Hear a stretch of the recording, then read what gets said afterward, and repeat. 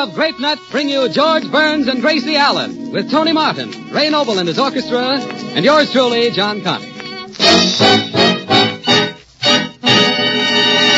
All right, Ray. 1, 2.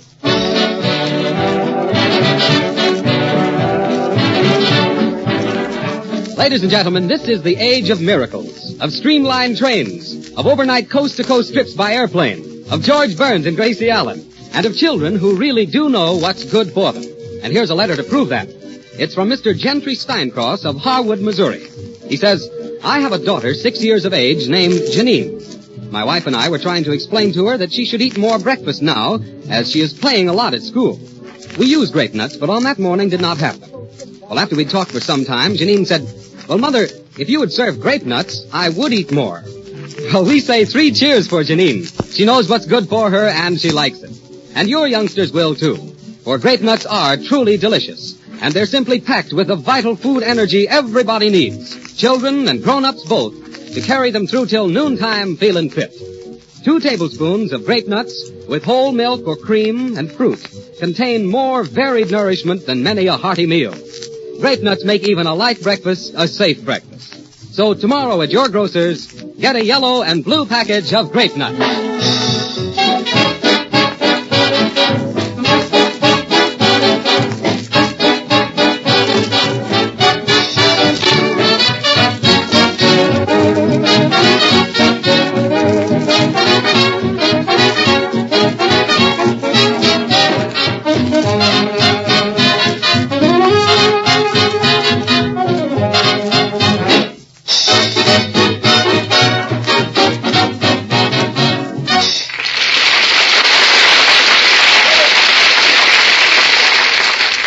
Landlords run want ads for empty apartments. Poets write sonnets about empty hearts.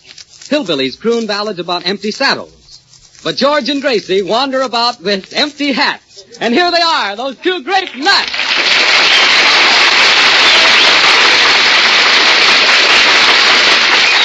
Thank you. Well, Gracie, say hello. George, I always say... I never mind what you always say. Just say hello. But, George, I always Later, say... Gracie. Right now, I want you to say hello. Well, George, I always... All right, I give up. What do you always say? Hello. So you always say hello? Yeah, but why do I always say that? Because it's a custom. Everybody always says that. But why? Why? Because it is. How do you know? Because I've got a good memory and an elephant never forgets. Where did that expression, an elephant never forgets, originate? I don't know. I can't remember. Oh, then you're not an elephant. No, I'm not an elephant. But you're pretty. Well, thank you. Thank you. Hello, George. Hello, Gracie. Oh, hello, John. Oh, Johnny, where did that say Gracie, an elephant never forgets is just an expression like shaking hands is a custom. You know what a custom is. Oh, sure. A custom is what you wear when you go to a masquerade, like a sailor's custom and yes, a nice suit. custom. Yes, I see what you mean. Yeah, that's what it is, and I'm glad that it's over. Yeah, but why is shaking hands a custom? Well, it's because... Oh, I must be nuts. Well, I know, but you can't use that as an excuse for everything. Oh, quiet. George, I think I can explain shaking hands. Well, explain it. You see, Gracie, way back in the early days, the open hand was held out as a sort of a gesture of peace to show that there was no weapon in it. Oh, they'd hold the weapon behind them in the other hand, huh? No, there wasn't any weapon. There wasn't any weapon? No. Then what are we talking about? We're talking about shaking hands. All right, then let's shake hands. All right, hello, Gracie. Hi, George. Nice to see you. Gracie, shaking hands is like any other customary greeting, like kissing or... Oh, Johnny, if you think shaking hands is like kissing, then you've never been kissed. Either that or he's never shaken hands. No. I say, George. Yes, sir, Ray. Well, Happy New Year. Happy New Year. Ray, you're only about 3 weeks late. Oh, I know, Chad, but I can't very well say hello, because I'm not an elephant, so we'll just have to shake hands with an empty weapon, that's all. Well, I've had enough of this. I don't want to hear another word about customs or shaking hands or elephants, and especially hellos. I'm losing my mind. Well, hello, everybody. Hello, George. Hello. Well, say hello, Oh, George. shut up. Close your big mouth. Nice of you to drop in this evening, Tony. Do you feel all right? I feel like $1 million, George. Oh, George, where did that expression? I feel like $1 million. Quiet with those expressions. Tony, what makes you feel so gay this evening? What did you do, inherit money, or did you get a traffic ticket? Well, I just joined a new health club, George. I just came from there, and I feel like a 2-year-old colt. Tony, a cold wouldn't last 2 years. Must be asthma. Gracie, he said cold, not cold. Yeah, don't you talk funny when you get a cold? I talk very, very funny. I wish you'd stop because you're driving me out of a vibe. And George, you know, at this health club, we've got a marvelous handball court. Would you believe it? It holds 5 bridge tables. You don't say. Yes, you really ought to join the club, George. I know I feel like a new man. Feel like a new man, George. I know how that started. You do, huh? Oh, yes. My sister's been going around with the same fella for 3 years. So she feels like a new man. Yeah, that's the way it started. I see, yes. Tony, if I last until tomorrow, I might join your health club. Well, George, the exercise will do you a world of good. You get there in the morning, and all we wear is gym shoes and a pair of trunks. I say, Tony, wouldn't it be rather awkward getting into a trunk to exercise? Ray, you know, Ray, you've got as much sense as a jackrabbit. How do you know? A little birdie told me. Oh, George, where did that Ask Johnny Compton. All right, I've had enough of that stuff. Johnny, where did the expression "a little birdie told me" originate? Well, a little birdie told me is a reply often received from a person who has been asked the source of certain information and who does not care to reveal it. Yes, Johnny, and she do mean you. And I might add that years ago somebody wrote, quote, "Curse not the king, not even in thought, for a bird of the air shall carry the voice, and that which has wings will tell the matter," end quote. Boy, what a plug for grape nuts. Tony, the health club, remember? Oh, yes. You know, George, our Turkish baths are really wonderful, and so are our steam cabinets. George, old boy, I wouldn't use those steam cabinets if I were you. You wouldn't, huh? Oh, definitely not. I took a steam bath once, and when I came out, my clothes were shockingly wrinkled. Ray, do you happen to know anything about customs and sayings? Oh, rather. Then, Ray, why do you say goodbye? Oh, well, because I'm leaving. Well, good. Then leave and let leave. Oh, George, how did that say Look, start? Gracie, do I look like an encyclopedia? No, you part your hair in the middle. Oh, quiet. Say, George, you really ought to join this club. There isn't a big name in Hollywood who isn't a member. Oh, then I think I'll join, too. I'm dying to meet Claudette Colbert. So am I. Tony, stop.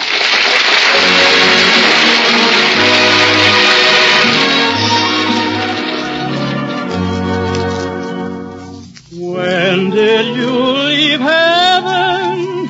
Only heaven will do when I'm describing you.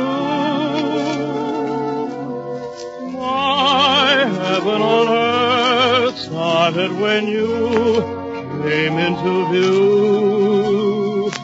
I never knew the thrill of living until you happened along. My heaven on earth came with a glance, bringing romance. That lucky chance was all I needed to fill my heart with a song. Loving you isn't hard to explain. You're sweet, you're lovely and gay. Heaven's loss has been my greatest gain, for letting an angel like you get away. My heaven on earth, you're in my arms, you're in my heart. Never apart, you're all I treasure, so who can measure your worth? You're my heaven on earth. My heaven on earth came with a glance, bringing romance. That lucky chance was all I needed to fill my heart with a song. You're my heaven on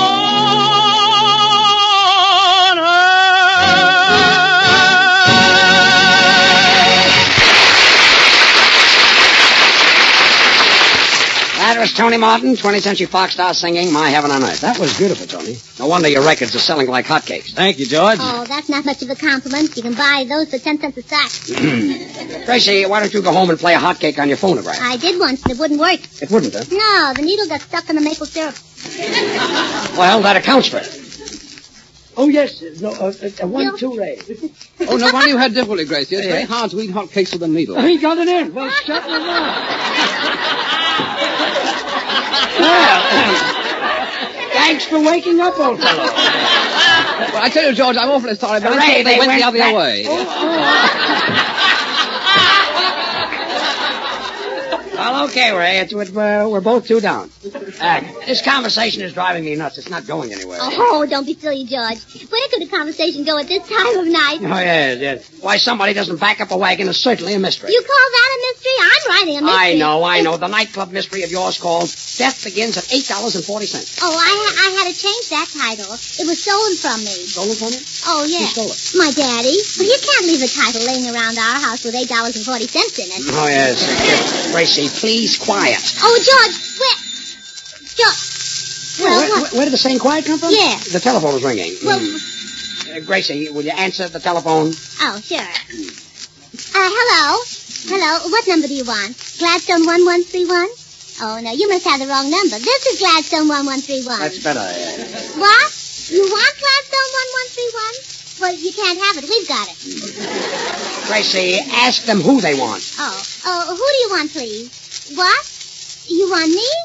Oh, George, don't look now that I think it's Clark Gable. I'm not looking, Gracie. What? Oh, you're not Clark Gable? Then who are you? Oh, hello, Mother. George, it's my mother. Well, I'm glad to hear that. Say goodbye to her for me. Oh, please, George. What, Mother? What? She did? Just a little while ago? Oh, no. How much did it weigh? Well, isn't that wonderful? Oh, I could hardly wait to see it. Yes, Mother, I'll go right over after the broadcast. Oh, sure, I'll take George with me. He'll want to see it, too. Goodbye. Oh, George, what do you think happened to my sister? Well, Gracie, after listening to your conversation, of course I couldn't guess. Oh, well, then I'll tell you. She won a 12-pound turkey in a raffle.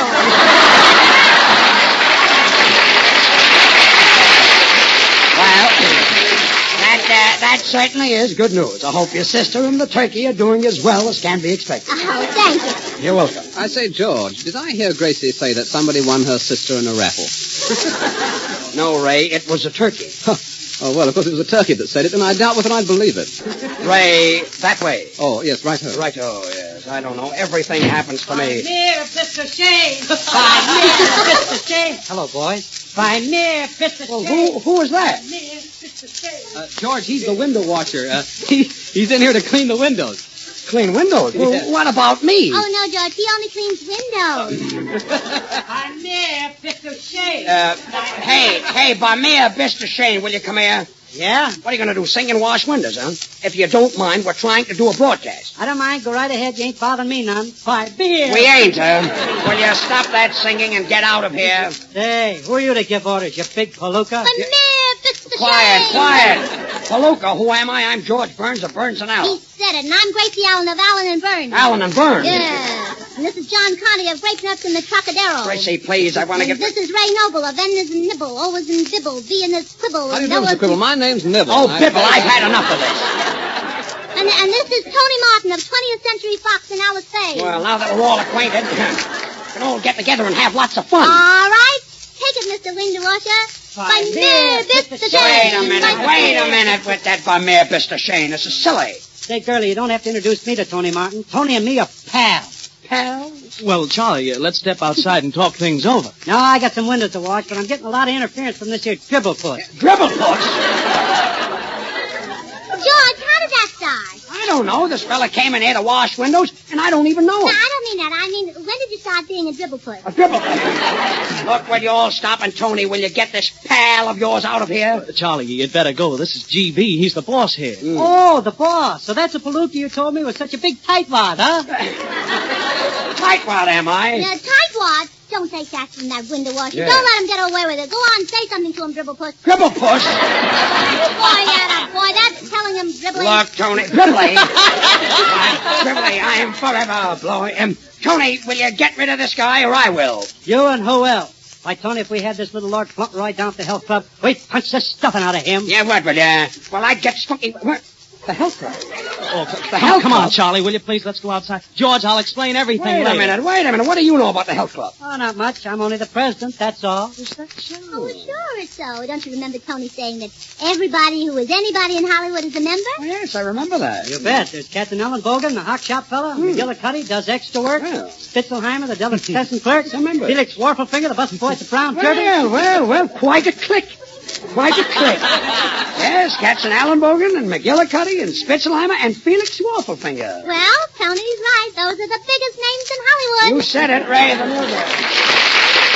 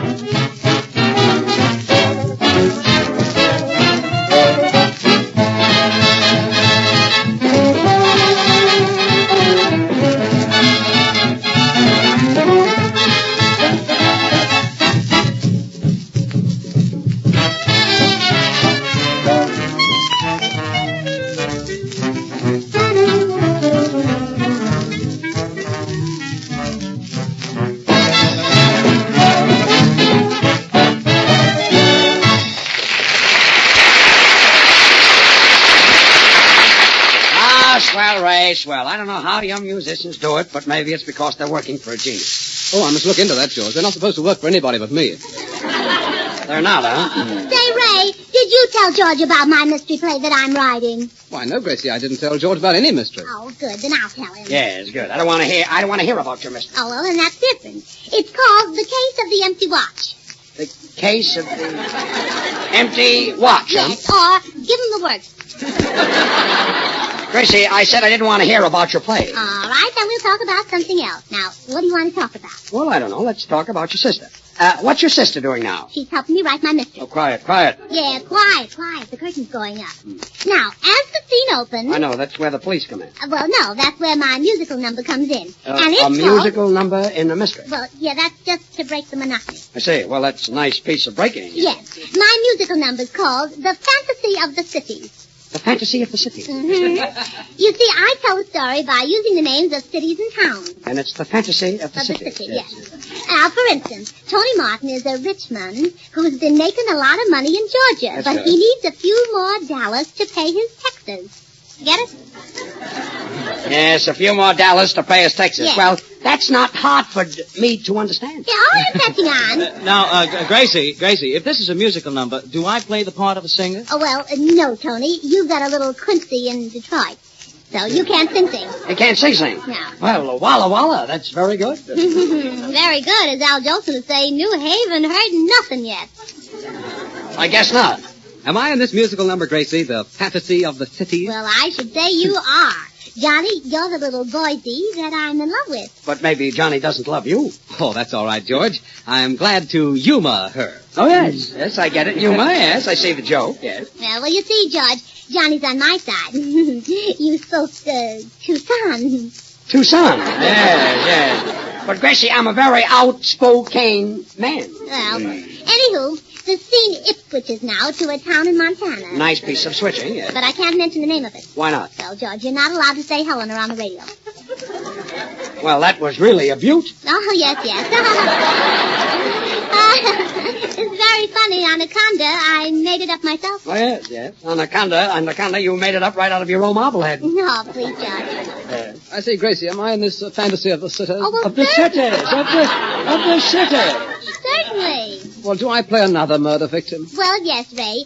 And your name is Valley. Rudy Valley? No, Death Valley. Death Valley. Yeah, and you're from Texas. Maybe Ray can't play a dead body from Texas. Of course he can. Of course he can, yes. Well, Ray, you can try. Well, I'll be glad to. It sounds like a very jolly-ette part. Oh, rather. Gracie, how is Ray murdered? Well, Ray has a lot of money on him. You see, it was payday in Des Moines. Payday in Des Moines. Yes. And Ray is a moiner. Yes. He's under 16, yes. And he was driving along the highway. In the Cadillac. No, in Dubuque. In Dubuque. Yes. Well, I can't say that it makes much difference which car it is. Oh, please. Well, anywho, Ray's car runs out of gas in front of Tony's house. Yes. So he gets out of his car to peek into Tony's window. Oh, yes. Well, I hope he doesn't fall, because you know that old saying, Topeka they are, the harder they fall. Oh, yes. I say, George, you're mistaken about that. About what? Well, about fall. It isn't fall, it's winter. Although, of course, I understand it's 3 hours earlier in the east. In London, we Gracie, haven't- Ray is looking into Tony's window. Oh, Go. yes. All of a sudden, Tony gets scared when he hears, Illinois. He hears Illinois, Well, and that sure. scares him, yes. Mm-hmm. So he calls his housekeeper, Mississippi. Gracie, and- you're sure my housekeeper is Mississippi? Yes, you hired her when Virginia quit. Oh, yeah, Mississippi, yes. What happened to Maryland and Missouri? Idaho. Idaho, you don't, No. George, maybe you'd better keep your mouth shut. Well, Tony, comedy relief, eh? Oh, boys. Now, this is where Johnny Candy comes in. You see, Johnny has fallen for a Notre Dame from South Bend. A Notre Dame, So- and that, of course, makes you jealous. Oh, Winchester Minute, Judge. Oh, yes, Winchester Minute, yes. Although Johnny has been giving her expensive bottles of Florida water, he has started to tamper with my affections. Rolly? Oh, yes. Then all of a sudden, there's a shot. Ray puts his hand up to his chest and says, Omaha. Omaha, and he falls dead on the floor. Yes. And now the cops are racing to the murder. Well, there's no time to Tuscaloosa. Oh, I should say not. But the excitement is too much for me, so like a big Cicero, I start to bawl. You don't. Oh, I do. You do. And when I found out that Johnny was leaving me, I bawled him more than ever. Shame on you, Johnny. Well, why am I leaving you, Gracie? Well, because you're afraid you will be Connecticut with the murder. I see, and I suppose the Worcester is yet to coma. Oh, yes. And after Ray is shot, the police are ready to arrest Tony. But he is saved by Santa. Santa? Well, that's just his moniker. Oh, Santa Monica. Yes. I guess it, yes. It came to me like that. Well, George, that's the end. Do you like this play as well as the other? Well, Gracie, I hate to say, but I think all of your plays are wonderful. Oh, do you think I'll be able to sail them? Sail 'em? Well, I hope you can sail 'em down the river. Say, George, now that the play is over, what do you say if we Oklahoma? Oklahoma, that's a good idea, Tony. What was that? Ray Noble just broke the window that he was Topeka-ing in. He broke the window, huh? Yes, with a little rock. With a...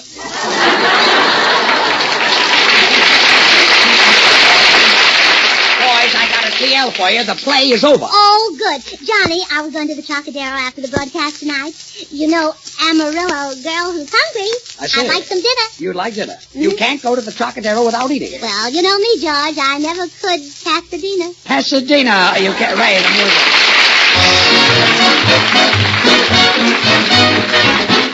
Gracie will now sing I Double Dare You. Sing it, Gracie. I double dare you to sit over here. I double dare you to lend me your ear.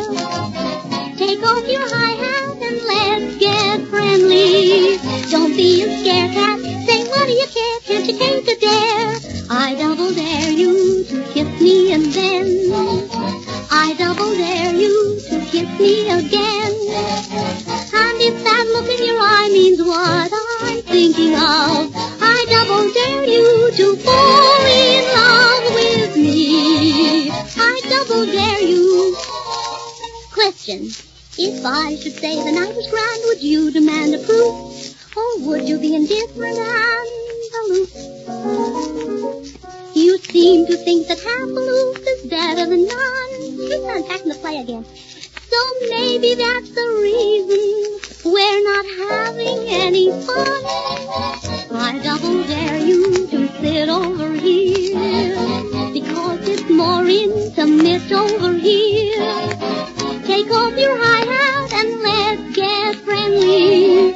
You act so distant, you practically are non-existent. I double dare you to kiss me and then I double dare you to kiss me again. And if you're able to love the way Clark Gable does, I double dare you to give my daddy a buzz. Numskull 9534, that's my daddy. I double dare you.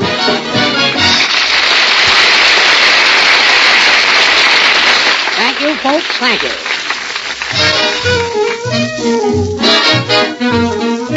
And now we turn you over to the Discovery Department of our program. You all know Johnny Conti. Well, he says he's just made a surprising discovery. Yes, sir, George. I've just found out about the fastest moving creature in the world. Now, don't tell me. Let me guess. Is it Gracie? No, George. It looks like a honeybee. It's only half an inch long, but it attains a speed of 800 miles an hour. Indeed. Very interesting. Is that the surprise? Oh, no, the surprise is yet to come. For I've discovered something that travels even faster. And that's the good news about grape nuts, the most delicious cereal you ever put a spoon to. Everybody's serving grape nuts these days, for everybody loves their satisfying mellow goodness, their full-flavored sweet taste. That rich flavor comes from the special blending of sun-ripened wheat and malted barley, which brings out all the mouth-watering goodness. And grape nuts have another distinction all their own, a delightful, crisp crunchiness that makes them extra appetizing. So tomorrow morning, give yourself this treat. Sit down to a bowl full of those golden brown kernels. Top them with milk or cream. Add some sliced bananas or stewed or canned peaches, and then go to it. Every heaped-up spoonful will be real delicious fun. And you'll agree with thousands of other people that grape nuts are the best-tasting cereal you ever enjoyed. Well, Gracie, say goodnight. Good night, everybody. Remember me, Gracie? I'm the window washer. What are you doing after the broadcast? Oh, I can't see you tonight. I'm going home with dribble pudding. That's me, folks. Good night, all.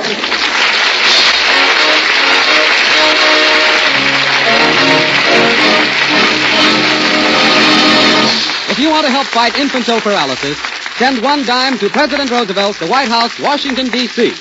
We can lick infantile paralysis with the March of Dimes. Good night. This is the National Broadcasting Company.